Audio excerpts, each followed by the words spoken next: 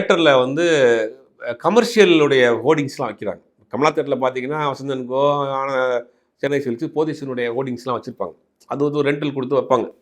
அந்த மாதிரி வச்சிருக்கப்ப என்ன பண்ணுறாங்க, இந்த படத்தினுடைய பேனரை வந்து சின்னதாக வச்சுட்டாங்க, மறைச்சிட்டாங்கன்றாரு.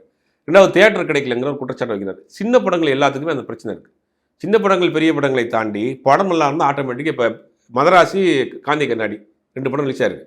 மதராசி ஒரு 5 தேட்டர் ரிலீஸ் ஆயிருக்கு. காந்தி கண்ணாடி ஒரு 150 தேட்டர் ரிலீஸ் ஆயிருக்கு. இப்போ 2 நாள் ஓடிடுச்சு. 2 நாள் அந்த பெரிய படத்தை பூஸ்ட் பண்ணி அந்த ரசிகர்கள் ஃபில் பண்ணிடுவாங்க.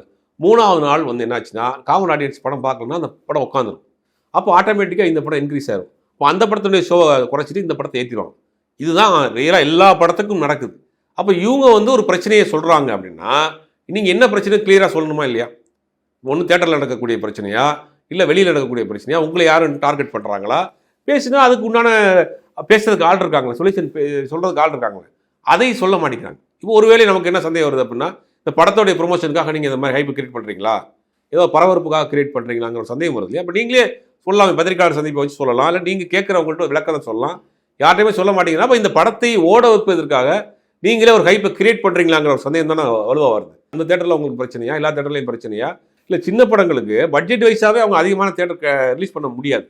ஏன்னா படம் இப்போ அதிக தேட்டர் ரிலீஸ் பண்ணால் அதிக அளவில் பணம் செலவாகும். அப்படிங்கிறதுக்காக ஒரு சின்ன தேட்டரில் கொஞ்சமாக போட்டு பார்ப்போம். 100 தேட்டரில் போடுவோம், 120 தேட்டரில் போடுவோம். படம் பிக்கப் ஆயிடுச்சுன்னா அடுத்து போடலாம்னு முடிவு பண்ணுவாங்க. அதான் நடக்கும். இந்த வெற்றி பெற்ற குடும்பஸ்தனாக இருக்கட்டும், பார்க்கிங்காக இருக்கட்டும், டூரிஸ்ட் ஃபேமிலி எல்லாமே 250, 300 தேட்டரில் போட்டு அப்புறம் படம் பிக்கப் ஆன பிறகு அடுத்தடுத்த தேட்டரில் ஸ்க்ரீன் பண்ணுவோம். அந்த மாதிரி நீங்கள் ரிலீஸ் பண்ணியிருக்கீங்க. மக்கள் ஏற்றுக்கிட்டாங்கன்னா அதிகமாக கொண்டு போய் பார்க்குறாங்க. இப்போ கமலா தேட்டரில் உங்களுக்கு நடந்த பிரச்சனையா, எல்லா தேட்டர்லையும் நீங்கள் அந்த மாதிரியான பிரச்சனை உங்களுக்கு வருதா அப்படிங்கிறத நீங்கள் தானே சொல்லணும்.